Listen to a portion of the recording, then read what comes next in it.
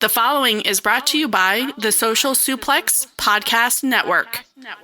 This is All Things Elite.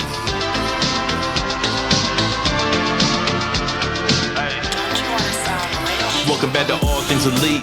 Load up the pod, man, it's on when we speak. Rich right here, let me warm it up for Austin and Floyd. Couldn't be no one but the boys. When it come to All Things Elite from the fan perspective, swear, man, it ain't no question. Hear from them first. Swear, man, they putting in the work. No, they had to get me for the verse. Social Suplex Network's on. I was at a time in your headphones. Austin and Floyd on the microphone. Backing out on the rant, getting in the zone. Pulling up the show, give it 7 stars, you already know. Who else could it be but the show with the proclivity for positivity? I'm gone.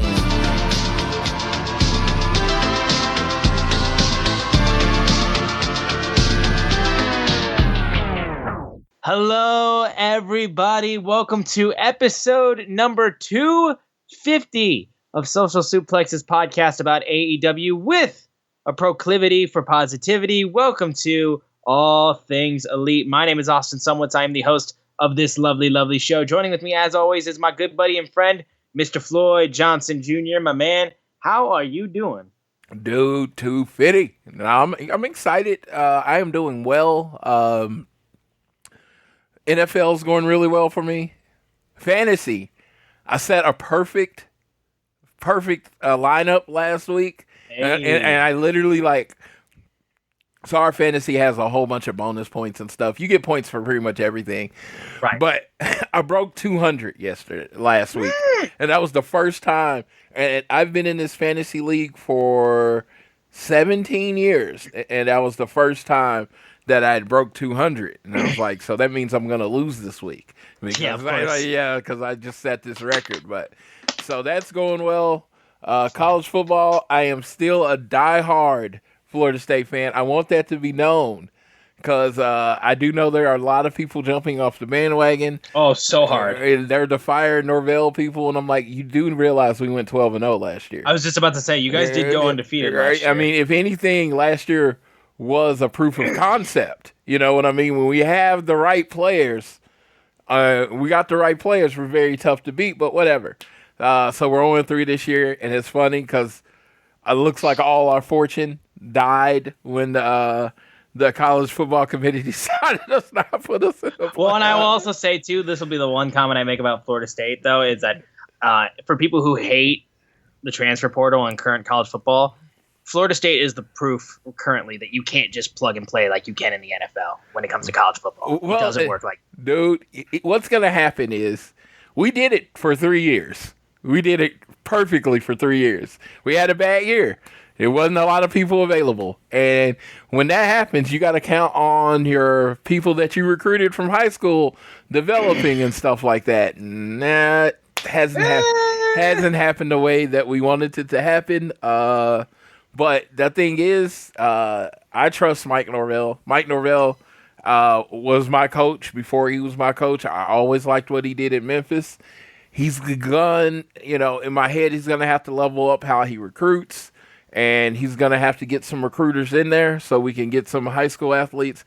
I mean, again, nothing I'm saying is groundbreaking. This is stuff we've known for the last few years. Right. That and just this year's the chicken's coming home to roost.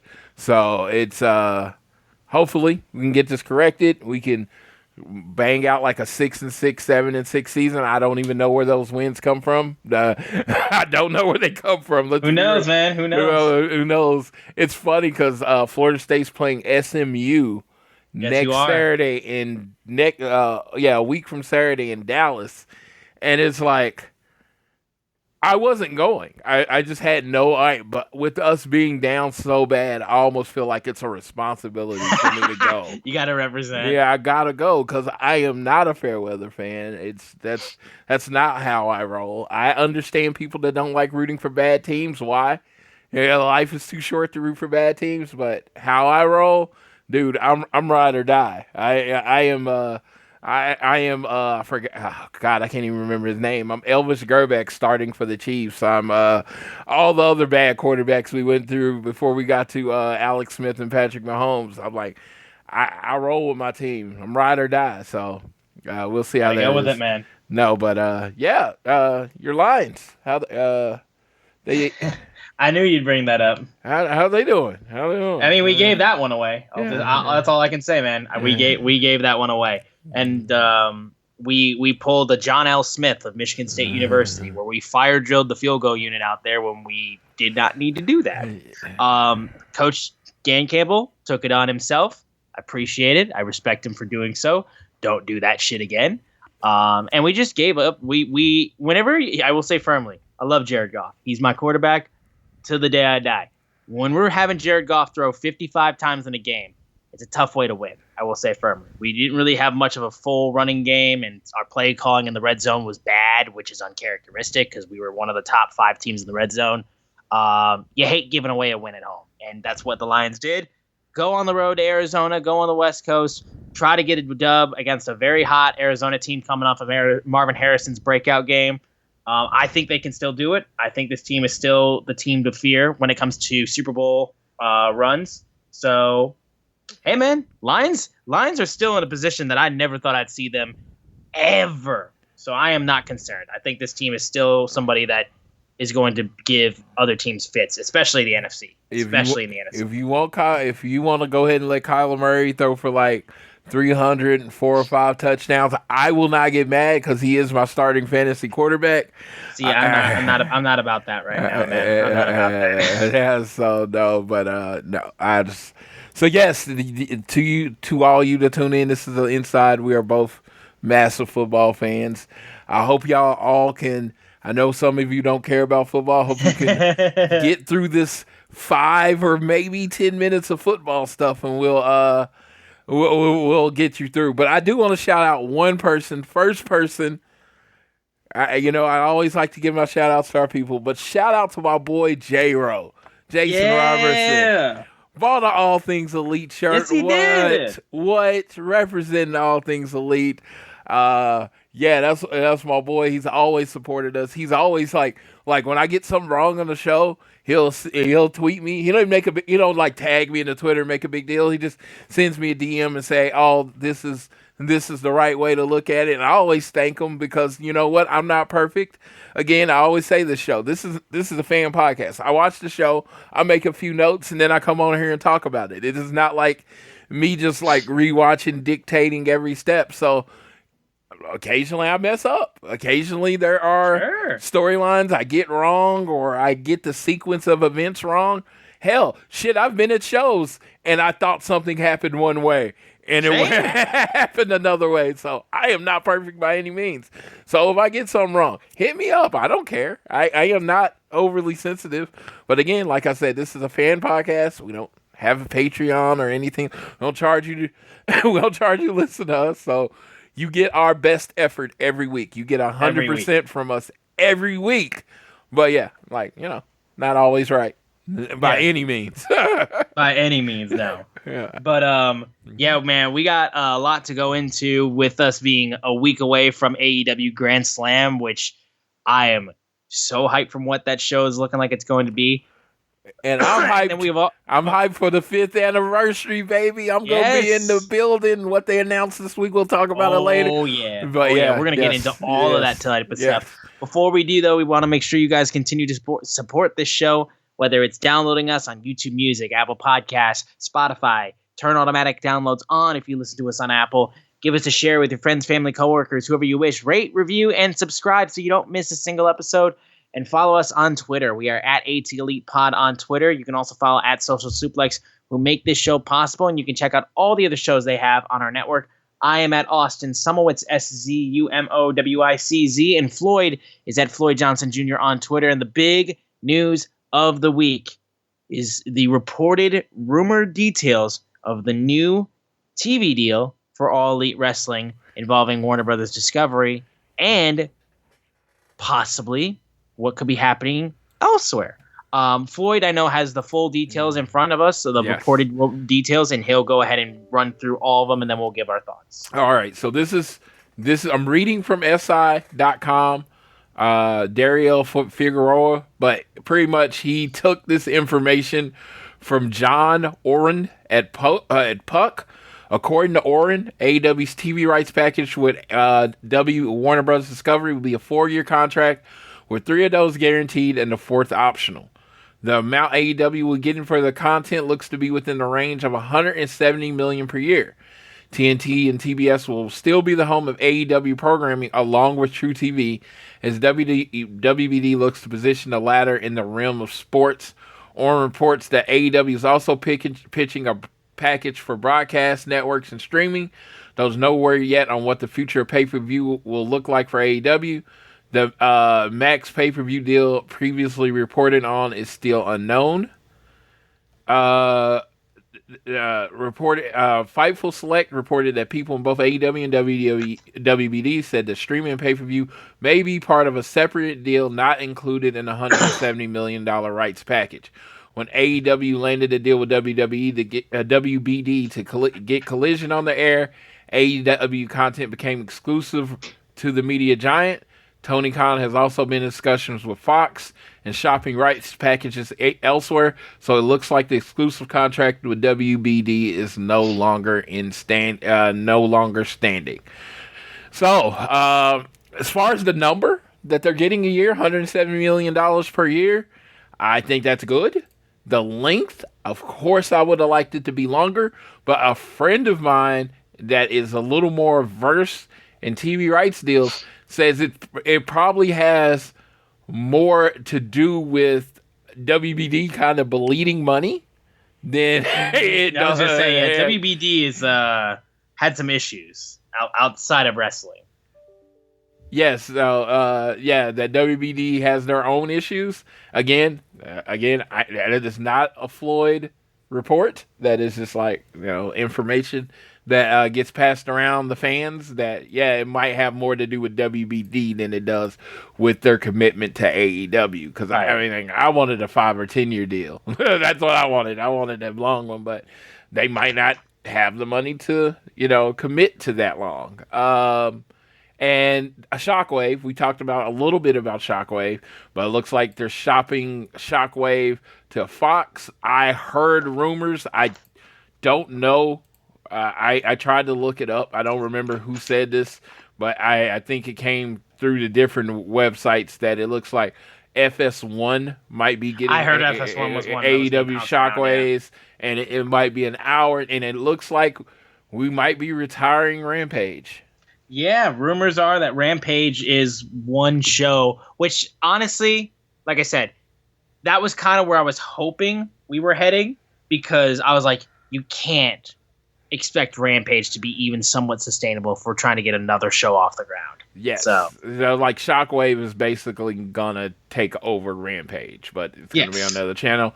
But we can both say, me and Austin can both say, we were at the greatest Rampage of all time. All time. Dude, yes. We were at the second episode in on the United States in Chicago. I think it was definitely the most intended Rampage of all time as far as a Rampage exclusive. There was definitely some big Rampage moments. I know Christian winning the Impact Championship was one for sure.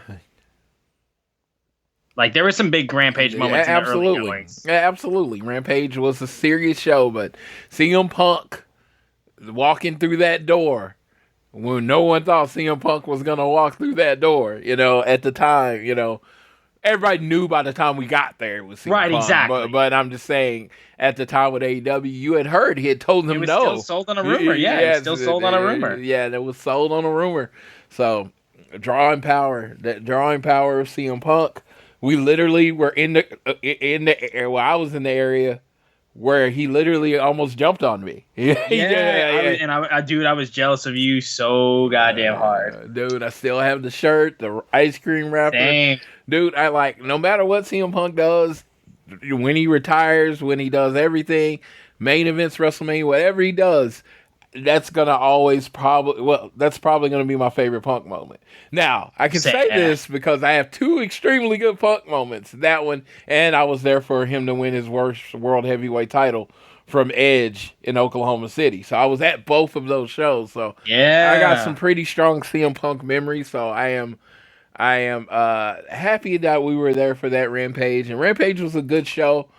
I honestly say with Shockwave, Shockwave gets an hour and they get on Fox Sports 1, Fox Regular, whatever they get, they they use that hour. You know what I mean? Really use that hour because Rampage has kind of become that brand has become a skippable show.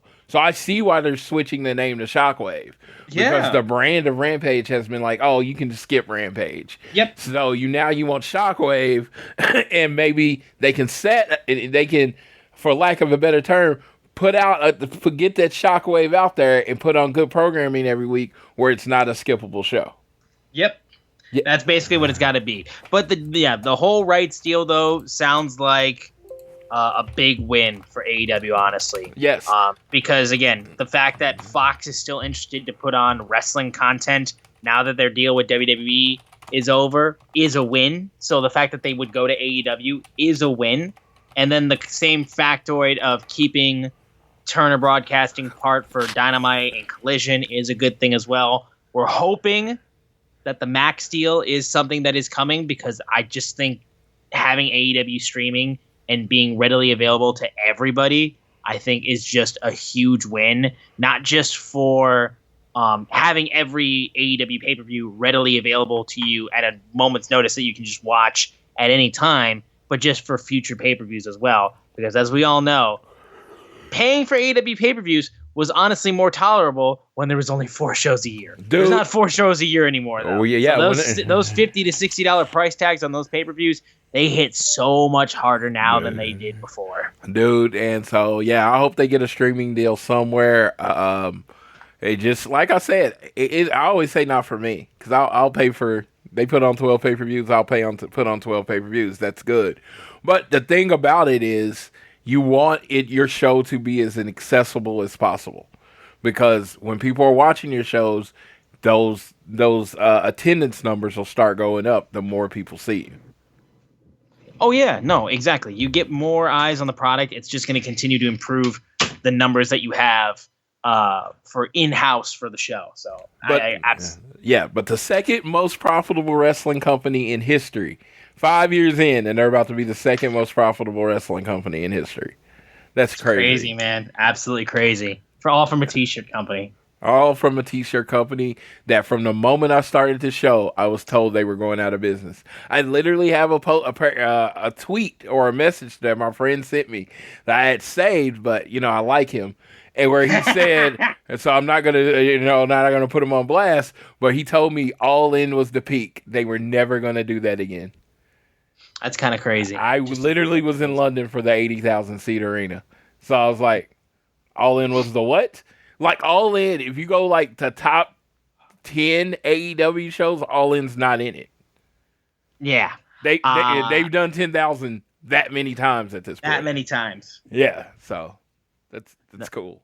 Yeah, but that is what we've got for the TV deal. Well, real quickly, I will say, the one thing I wanted to mention, first of all, was from, I wanted to mention 2 things from Collision before we got into Dynamite. First thing was the main event between Grizzled Young Vets and FTR, which I should let Floyd just gush about that, I feel like, between those 2 guys, because he's been asking about this. So, like, that main event that you got on Collision, we were eating on that main event. Dude, literally classic tag team wrestling. When AEW at one point talked about having the best tag team division in the world, these are the type of matches they were talking about, right? I personally, not hating on my boys at all, would have rather Grizzled Young Veterans win that match because FTR is untouchable at this point. They are. Yes. They are the untouchable scalp. Like, if they lose a match here and there, it's not that big a deal. The fact that how it ended, I love the match. How it ended with the tapping out to the sharpshooter, I'm pretty sure there was a reason for it. And if they broke down, like if I talked to Dax or Cash and they really broke down the match, I'd probably be like, man, that's exactly how that match should have ended. But as a fan just watching it, it felt a little anticlimactic. You know what I mean? Yes. No, yeah. You felt like we were just getting going, and then all of a sudden I was like, oh, we're done. Yeah. So, no, they got other matches in them. And I think that might have been the thing, that was a first match, and that's only going to make the grizzled young veterans more grizzled, more angry, more out to prove a point. So I think it's going to lead to a bigger match. And, maybe we get this on Collision. But this is kind of stuff I like. The Outrunners came out after the match. Yes. I know there are people out there jokingly comparing the Outrunners to FTR. I will fight you. I love the Outrunners. But Outrunners are very much a comedic 80s spoof tag team. Mm-hmm. FTR is a tag team that likes 80s wrestling. They are not comedic. But they're not comedic. They're very serious, and they wrestle pretty much a modern style. They throw some 80s concepts in there, but they wrestle a modern style. So, two different things. And I had to give my boy Cash a little message for old Turbo Floyd after the handshake and hug. I had to say it. They already got one Floyd in their life. There's only room for one. Sorry, that position's filled. That's funny. That position's filled. Turbo Floyd. Yeah. Turbo Floyd. Who the fuck puts Turbo in front of him? He had to put Turbo in there because he couldn't measure up to regular Floyd. Okay? Yes. Crazy, man. Yeah, absolutely crazy. Yeah, he had to make the distinction because I'm jacked like them. We look pretty similar. A little bit. So he needed the Turbo so people would know who the other Floyd was. No, I fucking love the Outrunners. Dude, they're amazing. Dude, I love them. I love them. I think they should be on TV every week. I am all for the 80s style segments. I've had my opinion. They need those segments to be on TV specifically. Yes. Right? Because, dude, I mean, you go on shop.com. 3, I think, of their shirts are currently in the top selling of the week right now. Yes. You've got, let's count. 1, there's 2, there's 3.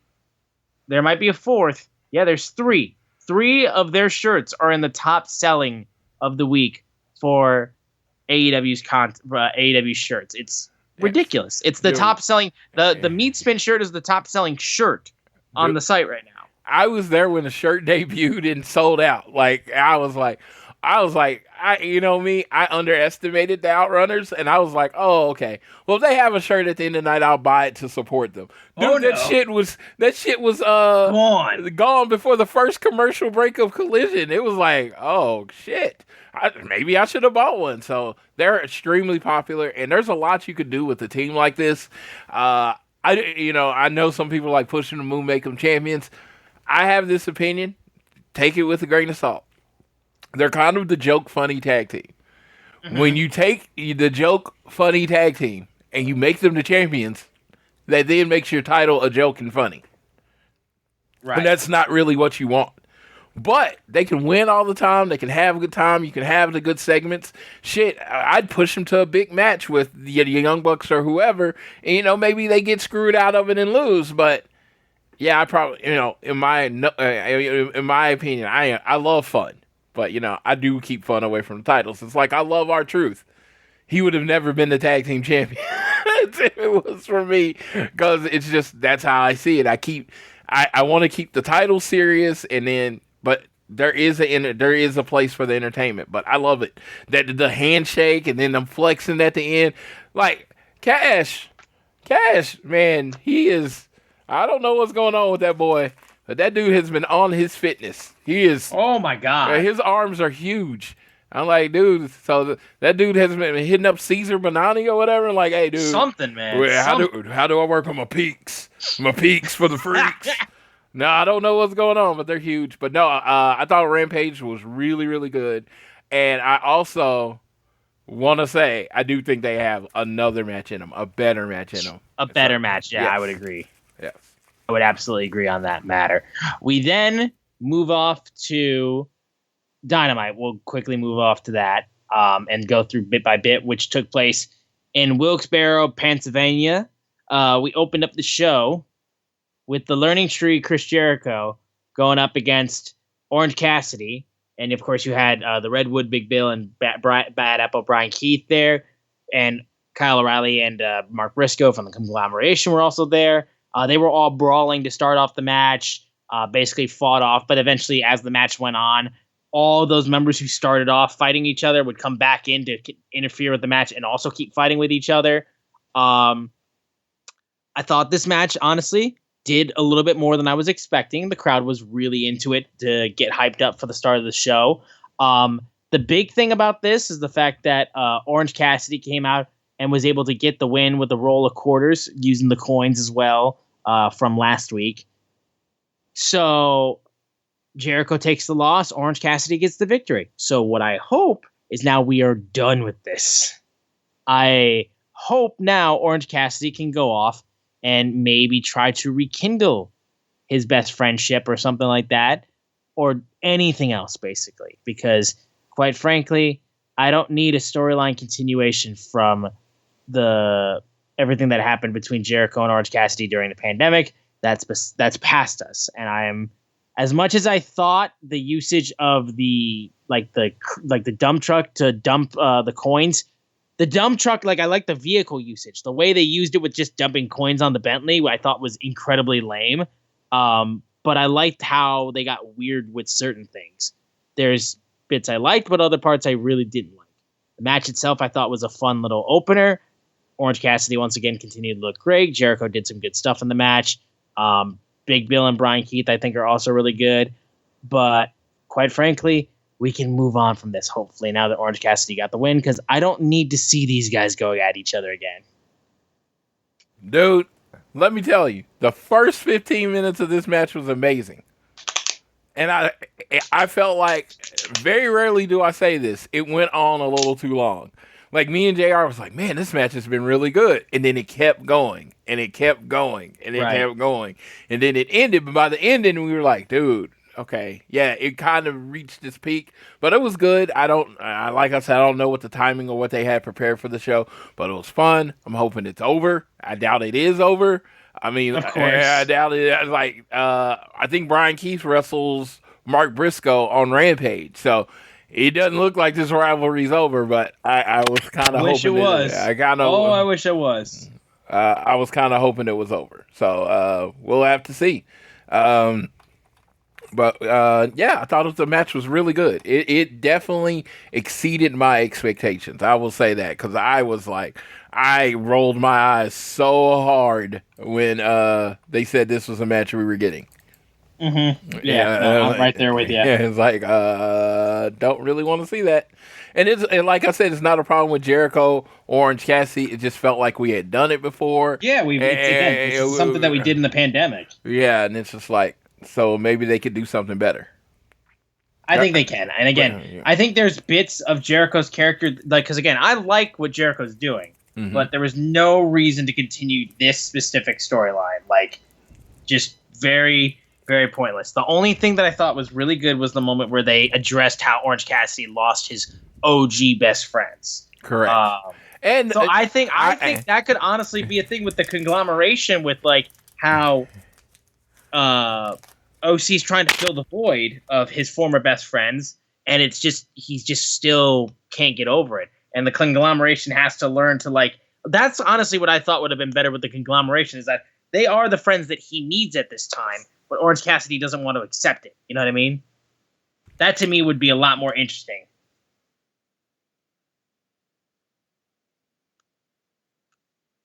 But either way, we will move on now. Yeah. Oh no, I'm sorry. I was talking, but I guess I leaned. Okay, I thought you. Yeah, because I leaned on mute. The orange jacket, that did pop me. Keeping the orange jacket, the original orange jacket, I thought that was hilarious. But other than that, yeah. Other than that, yeah. Again, move on from this very quickly. We then had some footage from Pac and Claudio Castagnoli basically being like, Yuta, you still have a job to do.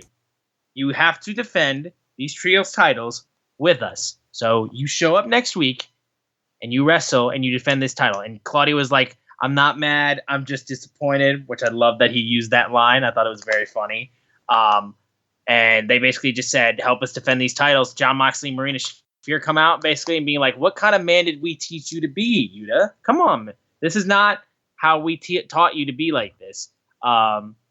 I like this little interaction. Again, it still leans on we're waiting to figure out what the hell is up with this pair. What the hell's going on with the the BCC and John Moxley specifically, and like why he's being the way that he is. So hopefully we're gonna get to a point where we get a full, real understanding, because he's doing the whole like I don't have time to explain thing. So I'm hoping we get to the point where we're able to actually understand, and he can give time to explain why he's doing the things that he's doing. Dude, and I still have to. I've been talking about this for weeks, and I've been saying it since this debuted. But dude, like sometimes somebody doesn't like get over, and you don't understand what their character is, and then they find that right thing, and that's Marina Shafir right now. I was talking to Sydney about how much you fucking love Marina Shafir right now. Yeah, dude, she is on like, and it's funny. It's just the presence, the look, what she's doing, the killer instinct. It's like this has been her the whole time. You know, like every time I've seen her wrestle, when she came out with her barefoot and all, this was her. It was just we didn't have the right presentation of her. Right. Like, this is who we've been getting for years. It's just, it's like, dude, Marina Shafir is Mox's heavy right now. You know what I mean? And it's just like, she's like choking out people. And I'm just like, this is so awesome. I was like, I've always liked Marina Shafir, but I never really got and never thought she was put in a position to be so successful. This is the position to be the most successful. This is who she is. And dude, if she can convert this into some great matches with other women, dude, the sky's the limit now. Yeah, no, she's in a position where she can be so fucking good. So I'm hoping that like we get to see her lock up and have like a real feud once we get the full understanding of what this group is. So I'm very much hoping forward that we get to the point of that. We then had a quick squash match with Hook and JD Inc., who I must say, JD Inc. as one of the best wrestling names I've ever heard. Fits perfectly with the amount of tattoos this man has. Apparently, what a name. Somebody pointed out to me that he has an Undertaker tattoo. I didn't even notice that. Yeah, like on his arm, because he has so many. It's like you can look at him for an hour and be like, find a different tattoo every time you look at him, because he has so pretty many. Much, man. He has so many fucking tattoos. He has a very good look that they could do something with. I don't know what, but they can do something with it. Yeah, no. Hook gets the win, and then Roderick Strong comes out basically, and they were watching from the broadcast booth. And then they said, maybe he'll give me some attention, because Roderick was screaming for Hook to pay attention to him, and he wasn't doing so. He then had Matt Taven and Mike Bennett with AEW security that stopped him from Hook, as they're going to have a match next week. Squash match. We then had Private Party, who was being interviewed backstage and basically saying how they dared Claudio, Pac, and Yuta to put their belts on the line next week at Grand Slam. So they were teasing that for next week. We then moved on to another backstage interview with the Patriarchy, where Christian Cage said he wanted to talk about Nick Wayne, his prodigy. He has a match this Friday on Rampage. He said, I've decided he and I will hold championships at the same time, and that won't make it nice in the Moxley household. He doesn't have the open contract that I have. Kip Sabian then shows up, as he's kind of been in the background a little bit. And he tried to say no hard feelings, and Christian was basically giving him like a massive warning, mentioned his dad, of course, and all this type of stuff like Christian does. Interested what the usage of Kip is going to lead to necessarily, but again, Christian's just been spectacular, and him teasing about wanting to be the next AEW World Championship with that contract. This is not a spoiler. I think he's ultimately going to cost Christian that title. Kip Sabian? Yeah. Yeah, I think that's fair to think. Yeah, I think he's ultimately going to cost him, because Kip is one of those people, he's been there since the beginning. You know, and he's always had an interesting look, but it's a lot of stop and start, the bag on his head, things. And that was so stop and start. Yeah, and he comes back, and, you know, those kind of things. So I'm hoping this leads to a consistent spot for Kip on the roster. Yeah, because again, he's a good wrestler, and I remember him being. He's an OG, so like you'd like to see him do a little bit more. So yeah, we'll see if this actually leads to first match in AEW history. Kip Sabian was in that match. So. I remember interviewing him before that. Yeah, it was a huge moment. I know. Yeah, absolutely.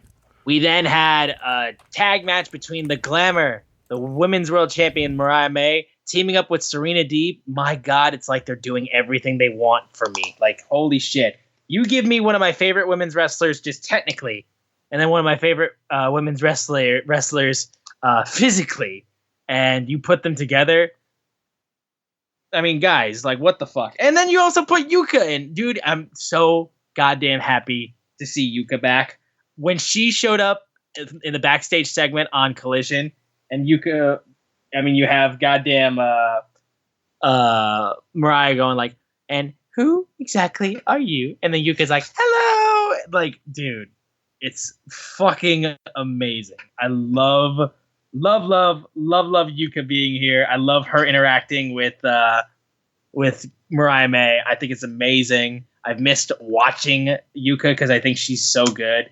And I thought this match was a lot of fun. I thought Serena and Queen Aminata also showed off some really good stuff, but I think the main stars were Yuka and Mariah May in this match. But I really enjoyed this. But eventually, as the match goes on, it actually ends in a disqualification due to Mariah taking her belt and whipping Yuka Sakazaki and in the side of the head. Yeah. And she beats her with the belt, and she's being like, "Oh yeah," about the whole thing. Yes. So yeah, it was a fine enough match, a fine tag match that ends in a non-finish. And I think there's a group of people that are kind of not understanding what they're doing with Mariah May. Mariah May wanted the title for the glamour, for the spotlight. She wrestle. She was not interested in wrestling and stuff like that. She doesn't care about winning or losing. She cares about the championship. She cares about being the star of the show. But no, it's like, defending the title, competing, blah, blah. No, she wants to do her championship celebration. She wants to celebrate her. Yes. She wants to celebrate with Mina. Yeah, with her, it is no longer about, not about the belt. It's about celebrating her and her being champion. So yeah, it's a little nuanced for some people, but yeah, it's not her just going out and proving she's the best in every night. That's not the point. That's Mercedes' gimmick right there. That's what Mercedes is doing. She wants to be the best. Mariah just wants the spotlight on her. Yeah, that's all that matters. She is a heel women's wrestler that is much similar to a WWE women's heel wrestler, where she doesn't want to wrestle. She just wants to look gorgeous and make you feel jealous that you would have no chance at her. She's hotter than the rest, best than ever. So like, it makes sense from a very simple standard. She is very hot, and hot people get good things. You don't, because you're not hot. So like, and I was gonna say, if you hate her, she's doing her job. Just remember exactly. She again. Listen, I know. I'm probably up very, very, because in AEW this type of gimmick is not well received. Maybe I'm the only one on it. I don't care if I am. I love what Mariah May is doing, and I think the moment where we get her back going up against Toni Storm, or we get in some other matches in there with some other the great women on the roster. Dude, I think it's just going to get even better and better and better. Absolutely. Mina Shirakawa eventually had a video package and saying, "Do you really want Mina? Does AEW really want Mina?" And she said she's coming. We don't know when, but Mina Shirakawa has responded basically and saying, like, you know what? All right, we're going to go ahead and we're going to see if everything's still on the up and up between us, because they have an amazing friendship. We'll see if it still lasts after what Mariah has become. We then had the video package hyping up next week's match between Nigel McGuinness and Bryan Danielson. Obviously, they did put the contingency. There's now a giant-ass asterisk next to the match on if he is cleared, if he can wrestle, to really make sure people realize, like, to push that. Like, good thing they did, too, because, again, we talked about the confusion about the whole thing of Darby and his title match he was supposed to get and then didn't get, and now is putting on the line against Moxley, and how confusing that is. That being said, holy shit, this video package was so fire. I love so much the history that they're drawing back on between Nigel and Bryan Danielson and Nigel's career in Ring of Honor. It's so goddamn cool. And it's so cool for Nigel. And I'm so fucking excited to see these two wrestle. I can't stand it. But at the same time, like I said, I just wanted it to make a little bit of sense heading into Grand Slam, and I think it was very convoluted the way they came about, how those two matches are happening on the same show when they shouldn't be. That being said, again, the video package was spectacular. I thought it was so well done. Oh, I was listening to One Nation Radio. Rich and James, I believe it was Rich that brought this up, and I never even thought about this. They was like, this match should be the main event of Final Battle this year. And I was like, this match should be the main event of Final Battle this year. I'm very happy that it's going to be on that show. But there was a perfect place for you to celebrate this match happening 20 years ago or whatever. It was at Final Battle. This should be the main event of Final Battle this year. But it is what it is. It's one of those things. I could go in and go really hard about how this doesn't make sense, but that's not who I am. That's not my thing. There are plenty of shows to do that. You can go listen to JD New York if you want to hear whining about getting good matches. Oh my God, Jesus Christ! If you want to hear whining about going to getting good matches, go listen to him. That's whatever. But I'm like, hey, I'm gonna enjoy this one, right? I know it's weird coming from me, who's bitching about fucking Will Ospreay and Kyle Fletcher wrestling the Young Bucks, which everybody knows is going to be an amazing match, but, it didn't make sense to me, so whatever. But I know that's weird coming from me, but I'm glad Nigel's getting the match. I'm glad Nigel's healthy enough. I'm glad Bryan Danielson wants to do it. These are the type of matches you're going to get in AEW that you're not going to get anywhere else. Because if you got it other places, you would get it, but you would get it their way, right? You would get it the way they wanted to present it. Now you're going to get it the way Nigel and Bryan Danielson want to present it, and it's going to be a fucking banger, and they're going to get their match. And I don't know if it's their last match. They might have wrestled 5-10 more times, but I'm going to treat it like it's their last match, and I'm going to watch it with the reverence of it being their last match. Absolutely, dude. It's gonna be fucking amazing. Like I said, I complained about the way that it was being presented. Absolutely, I still don't agree with them having Darby's title opportunity be so convolutedly mishandled for Grand Slam, and I think it's kind of not fair to Darby. But again, he's gonna be world champion at one day. I'm not concerned about that. He will 1,000% be world champion. So. I'm not concerned for Darby in the slightest. He is completely fine in AEW. But I do want you to do right by my boy at the same time. So that's really the only big complaint. Yeah, and he's about to be in the measuring stick he's about to be in a feud with the measuring stick of AEW, John Moxley. It's how you know you've gotten to that next level. It's if you feud with John Moxley. If by booking you can reasonably beat John Moxley, you are ahead in this company. That is what he is. That it is. And even in this character he's presented like that right now. He is the guy you got to go through. You either go through him or he goes through you. And I fucking love it. I love it. I love the attitude. I've been looking for a badass faction forever.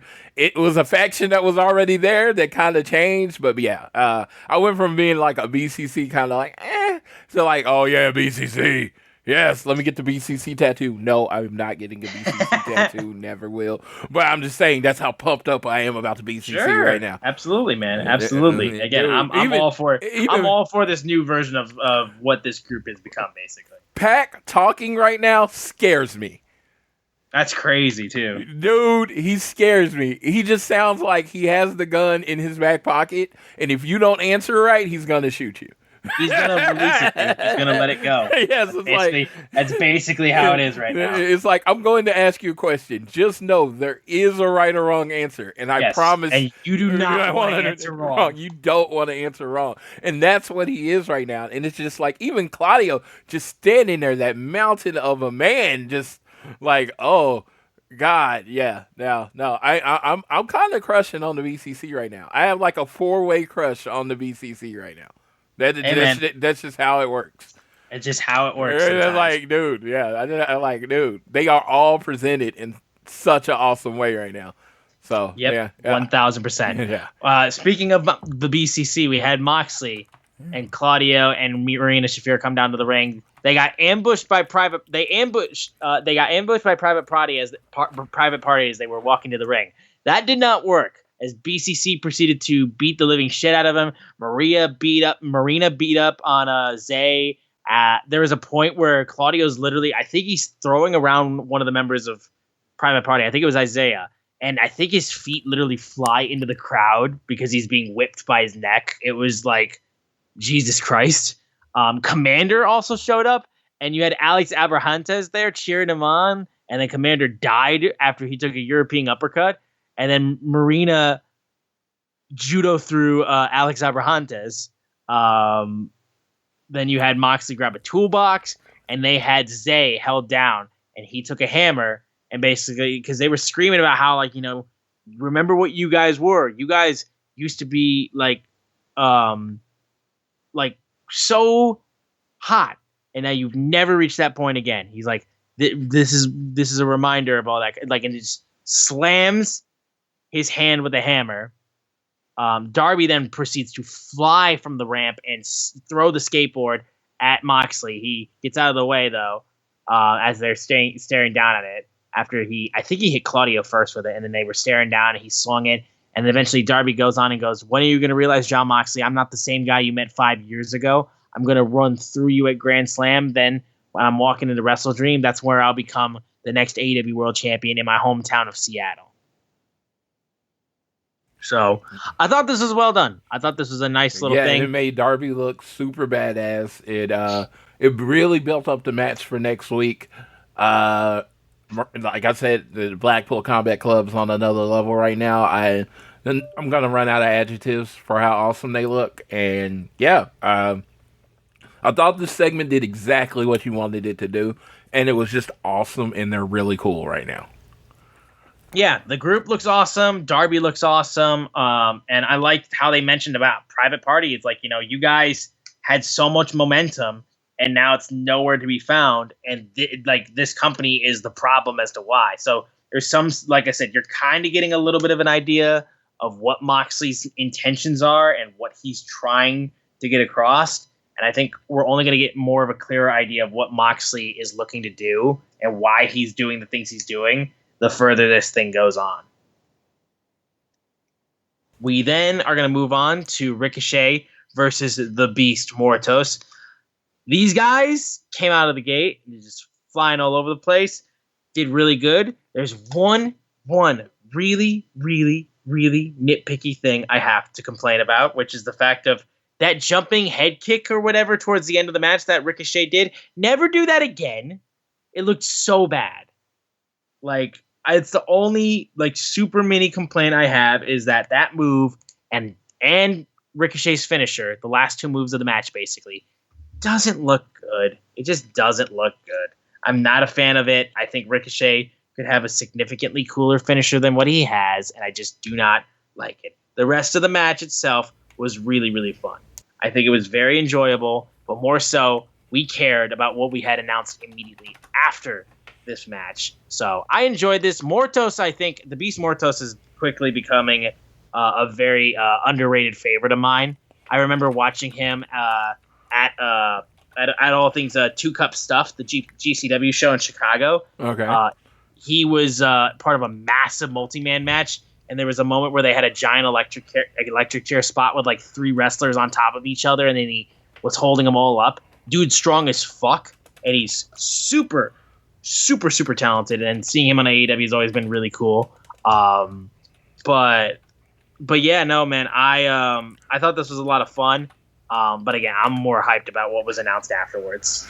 Dude, I think this was Ricochet's, best match. I don't so like far, it. yeah. I would say so far, yeah. I don't like his finisher. I would like to see if anyone likes his finisher.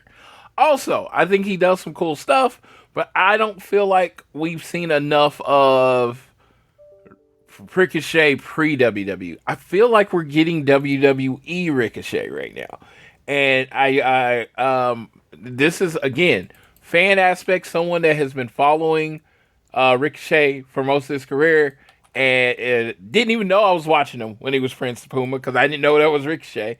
I should have known, probably. That was at the time. I was just kind of watching the show. And the dude's amazing talent, but I feel like we're getting WWE kind of toned down Ricochet, and maybe it's because he's a little older. But I don't think so. For some reason, I think it's still in there, and I think he just needs to let it out. And I'm hoping 2 weeks live on the 5th anniversary of Dynamite from Pittsburgh, Pennsylvania, baby, that we get the Ricochet that we all know exists. Oh yeah, because I saw somebody post on Twitter and they was like, Ricochet nothing but bangers since he was in an AEW, and I was like, I feel like we're just getting WWE Ricochet. If you're basing it on that, I was just like, I feel like I've just gotten WWE Ricochet. Now, again, people can call me an idiot and they'll be like, oh, I think it's slightly better. I mean, even his finisher, it's just like, if you're ranking his finisher in AEW, is it in your top 10? Like, no. Literally. Like, I'm asking the question to anyone that listens to the show. Is his finisher in your top 10?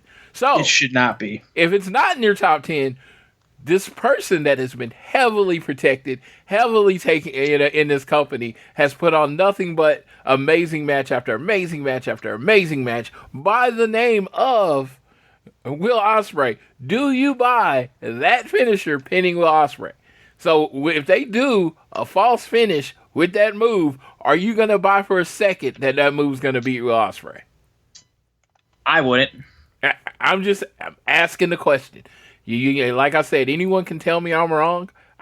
You know what? I've been wrong before, but it just seems like there's something not there. You know. And again, too, it's like you look at Will Ospreay's finishers. The Oz Cutter, the Hidden Blade, the Tiger Driver. Yes, dude, all his finishers are better than that move from Ricochet. Does not even come close to any of those finishers. Dude, Will Ospreay's whole library of finishers is better than what we're getting from Ricochet. And again, not a wrestler.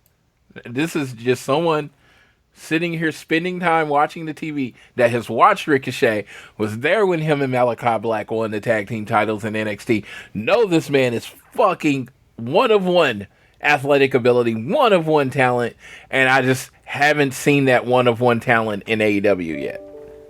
Not just yet, but that being said, it can happen. We had a backstage segment where Ricochet got to let some loose on some promos, and I think did his best promo in AEW so far. And it's happening. 5th anniversary of Dynamite. We're getting Will Ospreay versus Ricochet for the International Championship. Let's fucking go, guys. If they don't do this dual Superman pose, or dual superhero pose, I want my money back. Dude, what are we doing? What are we doing? I think they're gonna do their thing. I honestly think the match is gonna be amazing. Because I just think it's gonna be very much a one-upmanship. But yeah, I want to see Ricochet. I want to see Paducah, Kentucky Ricochet. I don't want to see Las Vegas, Nevada Ricochet because he gets announced from Las Vegas, Nevada. I don't want Las Vegas, Nevada Ricochet. I want Paducah, Kentucky Ricochet. Come on. Let it loose, dude. Just let it fucking loose. That's all I fucking care about, dude. Yes. Let it loose. We then had Hangman Page interviewed by Tony Schiavone in the ring, and Hangman talked about how he watched and listened for a long while because he knew a day like this would come where Swerve Strickland was dealt with and he would be gone. I knew that it wouldn't be just Swerve who had to pay. Those who protected him from me, people who supported him, and apparently I'm surrounded by them now. People who would cheer Swerve all the way to the World Championship, who cheered Swerve when he was finally locked in a cage with his fate. When I hear those voices, I'm reminded of the 4 months I sat at home suspended, and another voice I remembered to hear loud and clear above them, coming clear from the commentary desk as he looks towards Tony Schiavone, and he's walking towards him, and Schiavone's like, no, listen, Jeff Jarrett, and Hangman screams, Jeff Jarrett is not here with me, but you are. He looks like he's about to knock Shivani down. When Jeff Jarrett comes into the ring, they start fighting each other. Then you have them fighting against each other. Hangman tried to go for the buckshot. Security got in the middle. And Jay Lethal was also involved. I think Satnam Singh might have gotten involved in there. I could be wrong on that, but I thought I saw him there. But Jeff Jarrett eventually gets on mic and says, "I'll be damned if I'm going to sit back there and let you put one finger on Shivani. In fact, there's an entire dressing room in the back that wants to beat the hell out of you, and the last outlaw is in the front of the line." And he said he's going to make a promise to Hangman. If it's the last thing I do in my career, somehow, somewhere, someplace, the last outlaw is going to kick your ass. The continuation of this storyline, I think, is good while Swerve is out. And I think it gives Hangman more fun shit to do. And it's a nice little, palate cleanser, I guess I would say. It's going to be enjoyable, though. And Jeff Jarrett is just entertaining, I feel like, at this point. Jeff Jarrett's wrestling superstar in 2024 is not what I had on my bingo card. Not on my bingo card. Jeff Jarrett, new Sting, is not who I had on my bingo card. Jeff Jarrett, Hangman's next feud after Swerve, not what I had on my bingo card, but I am all here fucking for it. If this does not end in a Texas death match, what are we doing? What are we even doing? What are we even doing if it's not ending like that, dude? I mean, seriously. Yes.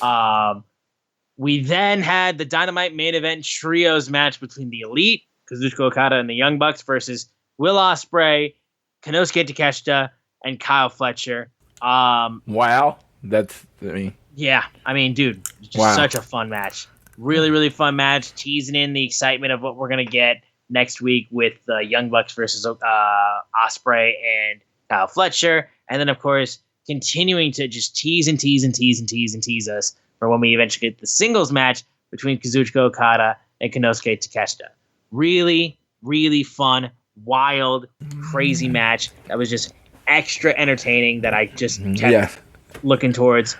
I loved so much how it looked like Okada was going to get beat by Takeshita to get the win, but eventually you had Nicholas getting in there, and then they tried for the TK driver on Kyle Fletcher, but Kyle got out of the way, hit a tombstone, twisting tombstone pile driver. Nick broke up the pinfall, but eventually Fletcher and Ospreay with some good tag team moves gets the victory, and they get the win for their team. Big win for them, which will lead into the Young Bucks retaining against them, where I think Kyle Fletcher will eventually turn on Will Ospreay. And yeah, I think it was a fun, really entertaining way to close out Dynamite. So, Okada and Takeshita, oh my God. I have a feeling this is going to be done at Wrestle Dream. That's definitely a Wrestle Dream. That is the appropriate name for the show that these two will finally wrestle. When each went for the, I think he was going for the Rainmaker, and he turned into that Blue Thunder Bomb. I was like, oh my God, these two men were born to wrestle each other. I mean, they are like mirror images of each other, but I wouldn't even say mirror, but if anyone watches Star Trek and there's the mirror universe, where one person's just like a more evil person version of that person. That's kind of what Okada and Takeshita got going on. Just a lot of athleticism. You can just tell there's that respectful rivalry. They work for the same company, but Takeshita's like, I'm now. And Okada's like, oh, no, you can't be now because I'm not done being now. That kind of thing. Exactly. So, dude, it's going to be a banger when it happens. The tease in this match, I was just like, and this is a 6-man match. It was like, I watched this 6-man match, and I was like, I realized how dumb I am for getting mad about Will Ospreay and Kyle Fletcher against the Young Bucks. As much as what it means for the tag team division, and I will hold that forever, tag team should be featured. Oh my God, this match is gonna bang next week. It's gonna be insane. It's gonna be insane. Watching the 6-man made me feel a little stupid. I'm gonna be honest. I'm just gonna be like, oh, okay, yeah. Because I was beating that drum real fucking hard. Oh yeah. Don't get me wrong. Don't get me wrong. I'm not backing down from beating the drum because I still believe the way I believe, but damn, this is gonna be a fucking amazing match. Just the little taste that we got, and then they hit the finisher, and he got the 3, and it was just like, oh god. And then they threw the crowns and had the United Empire, and I was like, oh my god. I've seen this in TV shows before, where they introduce a new character or a new relationship, and they get you just invested enough to rip your heart out.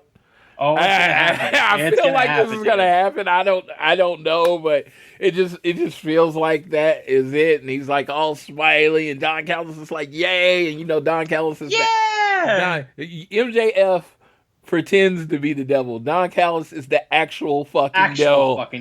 He's the actual. There is no redeeming quality to Don Callis. Correct. If he's smiling, that means there is a gun pointed to the back of your head. You just don't know that it's there. So there is a sniper rifle, and somebody has the red dot on Will Ospreay's heart right now. Oh, fucking yeah. And they're just waiting to fucking pull the trigger. And we'll see what that means, how it develops. Because AEW has this thing where you kind of know what's coming, but they do it a little differently than you expected. So let's see what happens here. But yes, I'm like, yeah, I felt like a dumbass for being mad that we're getting Will Ospreay and Kyle Fletcher versus the Young Bucks. Maybe I wanted it presented differently, but we're still getting Will Ospreay and Kyle Fletcher versus the Young Bucks. So like how mad can you really be? Genuinely. Like, how mad can you really be? No, yeah, that though was a closing to a fun Dynamite. Though. You know what really drove it home is I heard somebody bitching about getting Real Ospreay and Ricochet on TV. That was a big thing I was going to ask you about too. I was like, there was some Floyd was talking to me about this yesterday, and I was just like, are we really having this fucking conversation? I'm going to tell you right now, AEW is going to sign a pay-per-view deal. I mean, a TV deal that gets them $170 million a year. I don't know the numbers. They don't make $170 million a year on pay-per-views. So their main revenue stream is TV. So do you know where their big matches should be for the most part? Fucking TV. That's just how business works. Mm-hmm. You want them to save these matches for the thing that they make less money on. Ask yourself make that. It make sense. Make it make sense. TV is the deal. TV is the TV rights was the goal from the beginning. Yes, you getting these matches on TV because that makes people watch your fucking TV show. Well, and then what do I always hear about from like, oh man, dude, like, the ratings this, the ratings that, the ratings this, the ratings that. You know how you get the ratings up? Put on fucking big time matches that people want to watch, that you announce weeks prior that people want to watch. Dude, I like I said, I don't there is this antiquated way of thinking where pay-per-views is like the business driver. It is not. TV is the business driver. I guarantee you, if you ask them if they want 200,000 pay-per-view eyes or 1.2 million people watching a TV show, it's obvious which one they're going to take. Mm-hmm. TV drives all the other revenue, and then I don't know. It's just like I said, it's to complain about Ricochet and Will Ospreay on TV that you don't have to go any special way or pay $49.99 away. And honestly, let's be real, most of you steal the pay-per-views anyway. You don't even pay $49.99. Boom. Like, come on. Speak on it. Most of you steal the pay-per-views anyway. You're not even dropping $49.99. Genuinely. So fucking watch the TV and enjoy the match and shut the fuck up. Positively. Yep. Pretty much, dude. That's just how it is at this point. All right, so that's going to do it, though, for AEW Dynamite's review. We're going to go ahead real quick and go over what we're going to have for Rampage coming up this Friday and Collision coming up this weekend. So for Rampage, we'll go ahead and go through Rampage. We got our preview. We have a four-way between Lio Rush, Nick Wayne, Rocky Romero, and Kip Sabian.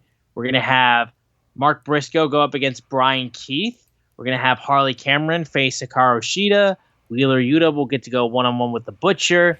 Roger Strong and the Beast Mortos will also be in action. I believe, if I'm not mistaken, that is everything that we have for Rampage coming up this weekend. Yeah, that's everything that we got. So Okay. Yeah. And that's what we. For Collision, we're gonna have a mega all-star 10-man tag between Hook, the FTW champion, and FTR runners. So FTR and the Outrunners versus the Beast Mortos, Grizzled Young Vets, Roosh, and Roderick Strong. dude, this is some fucking Fire Pro random shit. On Little the, bit. I think even on the hillside, it's like, where did Roosh come from? Yeah. No, this is kind of crazy. I'm down. I'm down for this match. 5-on-5. Let's fucking go. And I think, don't we have like a bunkhouse brawl? You have a bunkhouse brawl. Yes, I was just getting to it. For the Ring of Honor World Tag Team Championships, Dustin Rhodes and Sammy Guevara will defend their ROH tag titles against the Undisputed Kingdom, Matt Taven and Mike Bennett in a bunkhouse. And let me give you his full name: the King of the Plunder match, Matt Taven. And I don't know how you feel about Matt Taven. I've always been a fan. I've always been high on Matt Taven and his character. You may or may not be a fan of Matt Taven, but if you put him in a match where they can just do whatever they want as far as weapons and stuff, that dude always delivers. Always delivers. It's like the dude can be ice cold, and you put him in a match, weapons match. You're gonna come out of the match like, damn, Matt Taven was amazing, and he's probably gonna steal the show again in this match. Yeah, I mean, it's gonna be a lot of fun. I know that for sure. Yes. And then, of course, AEW Grand Slam next Wednesday at Arthur Ashe Stadium. We're gonna have Jon Moxley versus Darby Allin with Darby's AEW World Title shot on the line. Bryan Danielson versus Nigel McGuinness, with the asterisks of if Bryan is able to be cleared to wrestle, this match will happen. It should happen still. Young Bucks versus Will Ospreay and Kyle Fletcher for the AEW World Tag Team Championships. Hook will be defending the FTW Championship against Roderick Strong. And then you have Mariah May defending the AEW Women's World Championship against Yuka Sakazaki. And then finally, the week after that, in Pittsburgh, Pennsylvania, in Britsburg, the 5-year anniversary of AEW Dynamite has the AEW International Championship match between Will Ospreay and Ricochet. I always feel like that match has to go on first, so it can just literally have as much time as it wants to. Genuinely, so you can't make people wait for that match. Yeah, it has to go on first, but maybe not.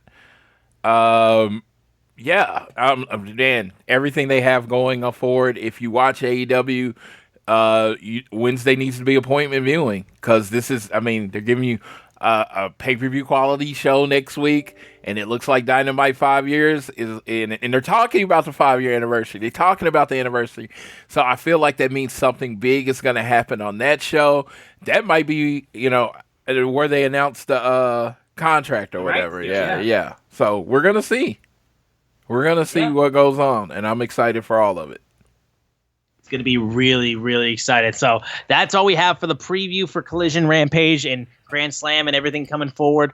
Real quick, we got some additional things we want to hit on. So Floyd, can you go down some additional headlines that we got? Yeah, I shared it on my Twitter profile, FTR Express. There was an interview today with Dax and Cash called AEW Close Up with Renee Paquette. It's only 25 minutes. If you do it like 1.5 speed, maybe 12, 13 minutes, you can knock it out really quick. It just gives you some insight into what Cash was going through and Dak's life of crime. Dax had a life of crime before he started in AEW. That is a complete joke. If you watch the last minute of it, you will get what I was talking about. But no, it was cool to hear, because Cash doesn't talk about himself a lot. I mean, just in general. He's a private individual, and I have respected that. So getting as much information as you got out of him was a lot of information. And Renee is amazing at that. She's the Barbara Walters of professional wrestling. She can always get a little bit more out of everybody. And they just had a good time. And it's just, I like these interviews because I think there is what people think of FTR. There is this notion of who FTR is. And I mean, I'm not best friends with the guys, but I've been around them enough to just know that, dude, they are the nicest, most down-to-earth people ever. Yes. They genuinely don't have a mean bone in their body. From any time I've been around this big old nerd, this 43-year-old nerd that just loves wrestling, they've taken me in and just loved me. Really, just me being a fan. So I have nothing but positive experiences with them, but I don't think most people get to see that side of them that they represent. They've seen the wrestling side of them. They've heard the rumors about, bitching about things, and they probably, some of that is true. You know what I mean? I mean, it's like the rumors of not liking where they are and their legacy and all that kind of stuff. So I just listen to it. Maybe it changes your opinion on on FTR. Maybe it doesn't, but it's worth listening to. Yeah, because again, these guys are so AEW and so hardcore about wrestling and how they are presented and all that kind of stuff, and they love wrestling so much, dude. And so Dak said this one thing in the interview, not trying to give the whole interview, but this one thing that says, he's like, I love pro wrestling so much.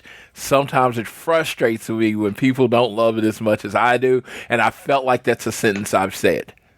Absolutely. Like when you're at the events and you're talking back and forth to people, and you realize, oh, I'm on this level, and they're on this level, and those levels don't match.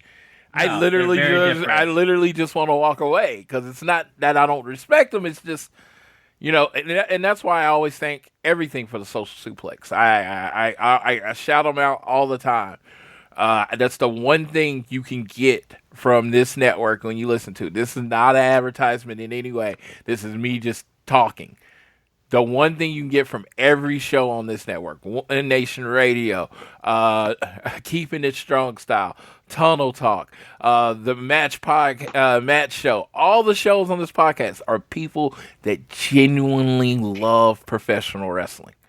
That's everything they say, every comment they make, whether you like it, don't like it, agree with it, don't agree with it, think they're full of shit, whatever it is, it comes from a place of just genuinely loving professional wrestling. That's the one thing I can promise you, and that is why they're my people. And we don't always agree. I'm in the chat disagreeing with people all the time, dude. It was 1 on 50 last week when I was bitching about the tag match between Will Ospreay and Kyle Fletcher and the Young Bucks. It was 1 on 50. Yeah, you picked a tough fight to battle. Dude, I was in there. I was in there with my. If anybody's ever seen Harlem Nights. It's the guys had machine guns, and then there was the one guy with like a pea shooter going boom, popping it off. That was me. I had the pea shooter. I didn't have no bullets. I was getting my ass whooped, and I was like, "Oh, help!" And there was no help because I was literally the only one on that side. So, shout out as well. So, but we don't always agree. But I learn. We disagree. I learn. Maybe they learn from me. I don't fucking know. But we conversate, and it's a great place to be. So if you ever find your way to the Social Suplex Discord, you want some true and genuine discourse where people, don't go after you and they're not playing some type of fucking character online, man, find it and join that. But yeah, I do think we're one of, if not the best podcast network out there. That is genuine. I wouldn't say it if I didn't believe it. I absolutely 1,000% echo the statements that Floyd makes as well. We got one last thing we want to hit on, and it's a fun little doozy one. So yes. Floyd, you gotta do a little wind up on this. So this was perfect because this is episode 250, and and this article came out, and this was so perfect for the way to end episode 250 because it's fun. And it's an article from Voices of Wrestling. Everyone knows I am a Patreon subscriber to Voices of Wrestling, the flagship. That's a podcast I listen to every week. But this is by an interviewer named Jesse Collings. If you ever want to hear Jesse talk, he's on the AEW Match Guide. Find Sir Sam. You can see what episode he's necessarily on. but he says the 9 people that ruin all AEW discussions. So what this is 9 archetypes of the type of people that basically ruin AEW discussions, like where you don't want to talk AEW anymore. So I'm trying to sum this up because he read it. The article will be in our show notes because I thought it was hilarious. So of course the terms it is, and again, these are the extremes. This thing is tongue in cheek. These are the extremes of these archetypes. Unless you're actually one of the extremes, none of these are gonna 100% fit you. You're looking more for like a 60, 40, 80, 20 rule. So the first group is the trolls. The trolls are probably the most deplorable of the groups, given we have reason to think they don't even believe the content they are creating and spewing. I think JD New York fits absolutely in this. Trolls exist in every form of popular fandom, and wrestling is no different. And having numerous trolls, some of which are recognizable and many are not, who have to make discussing something with clear and honest intent much more difficult. So, example, JD from New York. So basically, they take the opposite side of whatever the popular side is, and they take it to an extreme. To the basic heel level of like, what's the thing that you like? Fuck you and everything that you like. Yes. That thing you like is stupid. You like the Chiefs? Fuck the Chiefs. Go Lions. You like the Lions? Fuck the Lions. Go Chiefs. They don't care whatever. They just want to be a contrarian. Yes, they just want to be on the other side of it. If I like I said, I don't know anyone personally that fits into this. If you're listening to the show, my boy J2 Hill, if you ever follow him on Twitter, that's literally his whole thing. He's very open about not really believing what he posts. He just kind of wants to fuck with people. He is definitely a troll. I'm going to try to give examples as we go through. One step removed from the trolls are the grifters. The grifters are a very small group, but they are arguably the most impactful since they have wild platforms. For whatever reason, bashing AEW has proven to be a successful business model for their past or prime wrestling personalities such as Eric Bischoff, which would be my example for this. Spending time attempting to destroy AEW's credibility with gullible wrestling fans. In some cases, they become full-time jobs for people. Grifters are like trolls, but worse, since they are not anonymous accounts, but rather people with significant platforms. They help accentuate conspiracy theories that have popped up. I know I have friends that don't like, quote-unquote, don't like Tony Khan and don't like AEW because of something Eric Bischoff has said. Mm-hmm. Straight, just effective poisoning of the well. Like, and it's even worse. It's because it's not something Eric Bischoff said. A lot of times it's something they heard Eric Bischoff said, or something some aggregator has said Eric Bischoff said. They didn't even listen to the content. They're just like, oh, I hate him now. And it's just so funny. Because I've always said, I know the reason some people hate Tony Khan. He is what they consider a Nepo baby. And people do not, in this world, in 2024, do not like people that they don't think earned their spot. Which, again, I've always said earn is weird. So, trolls and grifters. And we've given our accept. The Fed heads. Yeah, we all know a Fed head. They love WWE. But the extreme of it is they love WWE so much that everything in AEW sucks because they're not WWE. So they existed long before AEW, and they hated Impact. They hated ROH. They hated any company, WCW, any company that pops up. And why do they hate them? Because they're not WWE. WWE is their team. Fuck you. You're not as good. AEW becoming a prominent rival to WWE has further expanded the Fed heads and their growing insecurity over enjoying WWE. And that's the whole thing. I will always say this.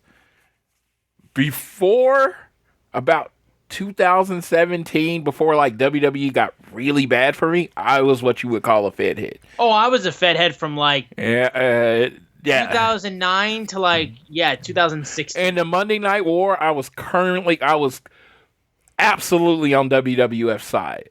And even when I liked Impact for a long time and I went to the shows, it was all because I was doing something along with my love for WWF. So I, for a long time, was in Fedhead. And, then I grew up. Then I got older, more mature. So, no, Fedheads, the closest one I got is my friend Dave. Dave Finishill. Loves him some WWE. And he fits this if you moving his personality to the extreme. Because he doesn't really hate on WWE for not being that. I don't personally know any hardcore 100%. Yeah, not me personally either. Yeah, any hardcore 100% hit this on the nail fed heads. Shout out to my boy Caleb because he's a troll that pretends he's a fed head. The Casuals. Yes, the most sympathetic group. Probably the only one where people in it did not make conscious choice to be this way. The Casuals wrestling fans who have no real strong feelings towards AEW, but they don't watch the product on a regular basis are largely influenced by others. So, I have a lot of these people. My dad is honestly kind of a casual too because he's fallen out of AEW a bit. And so, I know a lot of these people. And they like to message me on Messenger on something that they thought they heard happened on AEW and why it's terrible. And if you know me, if you know Floyd, the first thing I'm going to ask, did you watch? And if your answer is no, the conversation's over. If it's something you read, something you heard, or something you told me, and you're trying to discuss it with me, and you did not watch it yourself, the conversation's over. I'm not going to be mean about it. I'm just not going to engage. You're just going to be left on red while I go play Madden. And I'm never going to think about it again. And then you're going to reply, why didn't you reply? Because you didn't watch it. What are we talking about? That'd be like me and you having a whole conversation about the box score of the game tonight. Yeah, the box score only tells so much of the story. Exactly. Go watch it. Then if you want to come back and talk to me about it, because I'm pretty sure you can find it clipped on YouTube, whatever it is, come back and then we can talk about it and you can understand the full scope of what you're commenting on.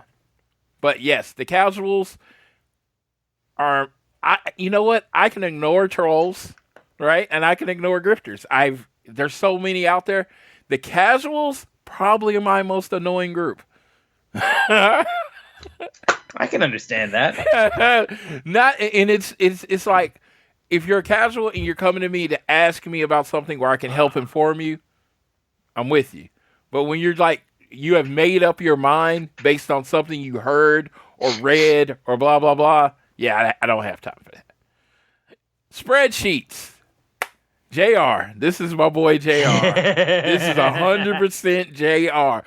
JR Perez, the TGIF professor, guest on the show, are fans who view AEW through the prism of business metrics. Nothing in AEW can ever just be good or bad, but it has to be presented as a topic of how AEW is going to fare from business perspective. An episode of AEW Dynamite can be critically well received by fans, but will suddenly shift into being a problematic episode if it comes out the following day that the show did a poor rating.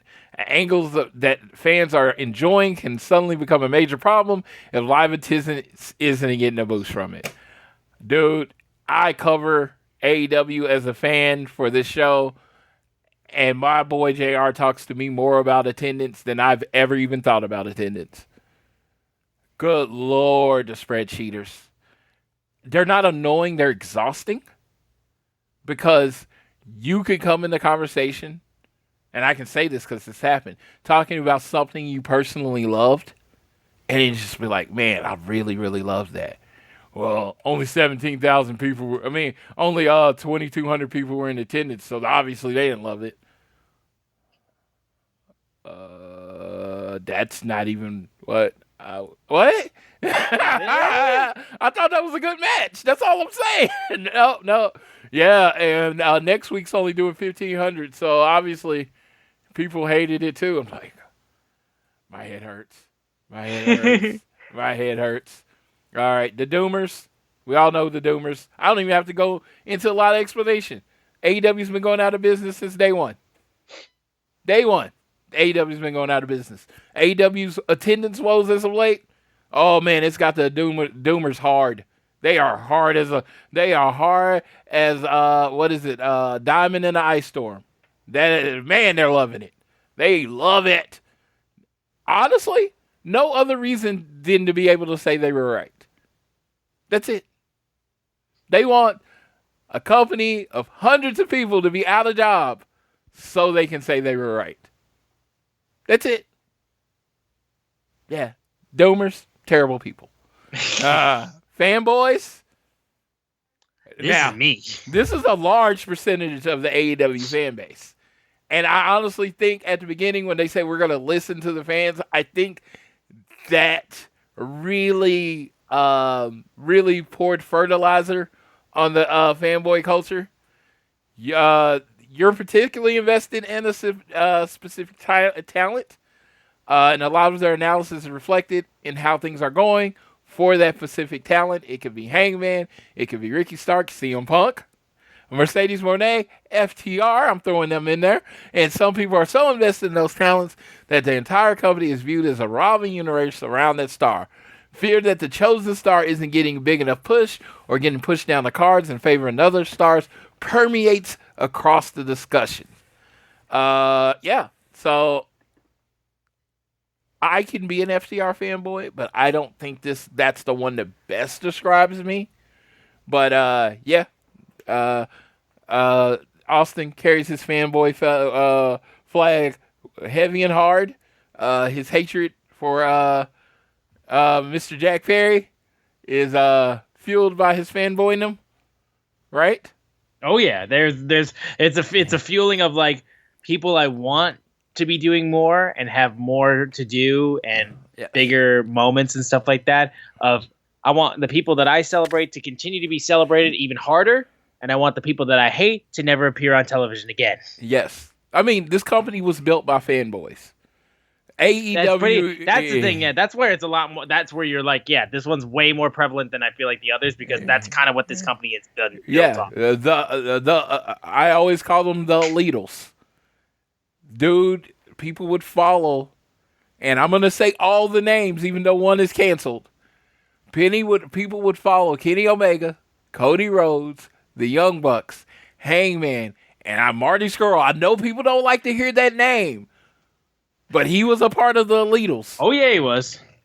They would follow these men anywhere in the world. I had a friend fly from Alaska for their signing at Pro Wrestling Tees. I flew in from Oklahoma that day and flew out that day to see the Lidls. All In was built on the Lidls. The company was built on the Lidls. And as they have been pushed, not pushed, wins, losses, everything that matters, you've seen people fade away. Of course, the Cody fans have faded away because Cody left, right? And then the Kenny got injured, they faded away. Instead of finding new guys in the company, they just slowly fade away. And it sucks. It sucks because I do think AEW puts on an amazing product every week. But yeah, the fanboys. Yeah. You'd be like, AEW can put on an amazing show, have 100,000 people in attendance, 6 5-star matches, but why didn't the Guns win? Boom. Right. Show sucked because the Guns lost. Why isn't Wardlow world champion? Why isn't Wardlow on the show? Show sucks because I haven't seen Wardlow. I can't believe Brian Pillman Jr. went to NXT. Show sucks because Brian Pillman Jr. is gone. This company was built on these fans and their allegiance to these people. That the people that buy all the Young Bucks gear, that buy every matchup Monday, that do all that stuff. I like I said, I firmly fit in fanboy. I was a Cody guy. I am a FTR guy. So I was a Cody guy in AEW. I am now a Cody guy in WWE. I didn't never stop being a Cody guy. I'm just letting y'all know. Mm-hmm. All right. So, yes, Austin fits in there. And then the last one, which I felt best describes me. Homers, the opposite of Fed heads. Homers are obsessed with AEW and will praise the company regardless of what is happening. They exist in a world of paranoia where any criticism against the company is viewed as conspiracy to get people to tune out of AEW, and the company is never responsible for any of those mistakes. Homers were created largely as a defensive mechanism from a lot of ridiculous criticism AEW fans have had dealing with from trolls, grifters, and fatheads, but the paranoia takes them too far. The most important, annoying part of the homers is their quick persecution.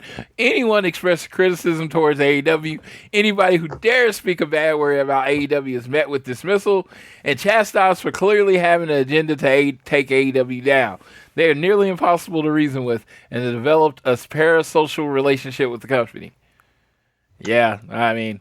The only one I can kind of think of is maybe my sister Sydney. Yeah. She's kind of close to that level. Yeah, because, I mean, AEW sneakers, AEW slides, AEW clothes. Sting came up to me in London on the airplane because I was literally draped from head to down in AEW. I started an AEW podcast before AEW ever did a show. You're probably up there, too. Yeah, before AEW ever did a show. I told my boss that I was going to be at the 5-year anniversary of AEW Dynamite. And he's like, I might not be able to get the time off. I won't be here that day is the correct statement that I gave him. I literally drove hours to watch the last episode of Collision in Dallas before driving right back to jump on a plane to go to London to watch what? AEW. There it is. I am more of a homer than a fanboy because my fanboy is the fanboy of the company. You know, I love FTR, but honestly, I started liking FTR when they were heels and they lost all the time. I don't really care if they win or lose. Like, did it make All In better that they won? Sure. But if they lost and it made sense, cool. I thought Grizzly Young Veterans should have won last week. I'm not as good a fanboy as I should be. I don't get angry when my guy doesn't win. Like the last time the result of a match personally affected me was WrestleMania 39 in Los Angeles. Woo! Let's not talk about that one. That was like the Chiefs losing the Super Bowl to me. So, yeah. I am the homer. And you listen to a homer show. But like I said, you listen to the show. If you're listening now, you've listened to it before. And I'm very open about what I don't like about AEW. That is why I say these archetypes are the extreme. If you don't like something about AEW, I'm not going to attack you. I'm not. Because all of our preferences are different. Some people like big, meaty men slapping meat. Some people like RLPW, which stands for Rich Latta Pro Wrestling, which is flippy shit, cool shit. You know, some people like that. Some people like Zack Sabre Jr. and the technical wrestling. That's why I love professional wrestling so much. Because if you truly truly watch it, and you truly watch it with an open mind, there is something for everybody inside of pro wrestling. Sometimes it's too much for other people, not enough for other people. There's something for everything inside of pro wrestling.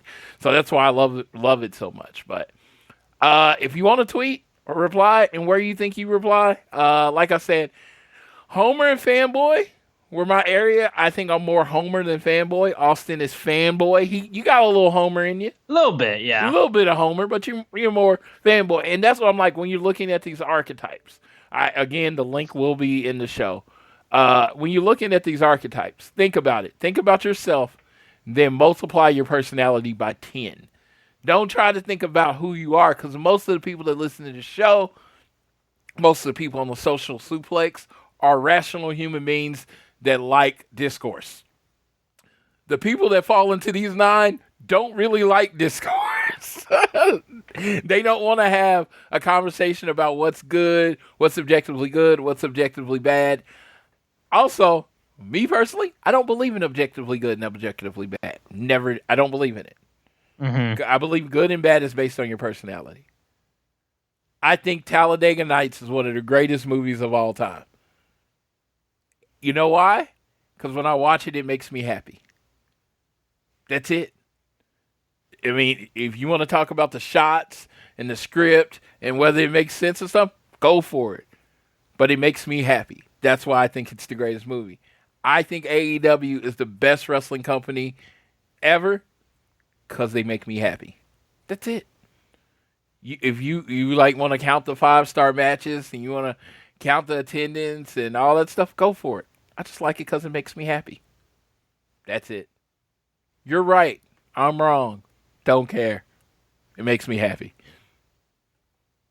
Yeah, that's basically how it is. I think that's pretty much a good way to close things out. I feel like for this episode of All Things Elite, and again, that's very tongue in cheek, guys. We're not being super serious about this whole thing about these names of fans and stuff like that who ruin AEW conversations. It's very tongue in cheek. If you want to read the article for yourself, I'm sure we'll have that. It's absolutely going to be in the show notes. It's going to absolutely be in the show notes because I want everybody to read this article because I think it's a fun article. It's a fun one to just kind of be like, oh, what am I? Which one am I? Yes, but if you take the article personal, you're one of the things. Yes.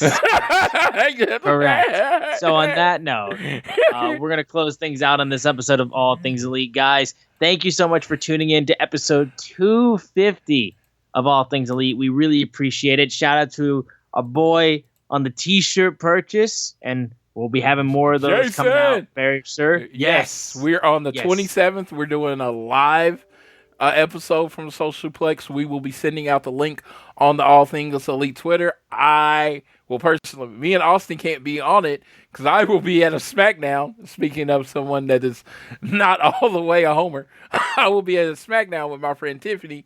Austin will be working, so we won't be able to be on the show, but I think they're going to be discussing all the merch from the Social Suplex people. So join us for that live stream, and I need some people on there representing the ATE, I unfortunately won't be there because they originally said the 26th, and the 26th is a Thursday, right? And shit, I'm always free on Thursday. I'm like, let's fucking go. And then he's like, oh, I'm at the 27th. So the 27th of September is my brother's birthday. That's who we're going to SmackDown with. Oh. He turns 52 years old. So it's not really an event I can push back because, the day of your birth is the day of your birth, and the day SmackDown on is the day SmackDown on. So that does suck. Yeah. But do you got anything left for him, Austin, while we get out of here? No, just basically got to close things out with, support the show, rate, review, subscribe, download the show on YouTube Music, Apple Podcasts, Spotify, turn automatic downloads on. Whatever you listen to us on, give us a share with your friends, family, coworkers, whoever you wish. Follow us on AT Elite Pod on Twitter. Also follow at Social Suplex who make this show possible, and check out all the other amazing shows they have on their network. I am at Austin Sumowitz, SZUMOWICZ, and Floyd is at Floyd Johnson Jr. on Twitter. And with that, I will let my boy Floyd take us home on this episode of All Things Elite. I've talked a lot. I'm done. I'm exhausted. So I'm gonna leave you how I always leave you. Have a great weekend. Have a great I'm glad summer's almost over. My dog is too. So with that, whether it's home, work, or school, always do your best to be elite.